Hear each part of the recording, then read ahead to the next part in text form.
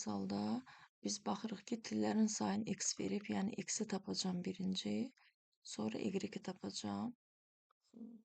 Nə cür tapacam? X tillərin sayıdır. Tillərin sayını tapmaq üçün bu tilləri sayıram sadəcə. 1, 2, 3, 4, 5, 6, 7, 8, 9, 10, 11, 12, 13, 14, 15, 16, 17. İşarələdim ki, biləs hansı tillərsə 17 til var. X 17-yə bərabərdir. Y-i tapmaq üçün isə y nədir? Sıfırların sayıdır. Amma mən sıfırların sayını tapmaq üçün birlərin sayını tapmalıyam. Birlərin sayı isə həmişə til vurulsun 2 olur da, tilin sayı vurulsun 2 olur. Oldu 34.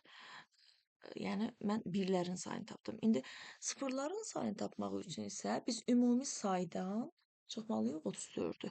Ümumi sayı tapmaq üçün isə təpələri bilməliyik. Təpələr hamısı burada verilib də. 1, 2, 3, 4, 5, 6, 7, 8, 9, 10, 11, 12, 13, 14, 15 təpə var burada.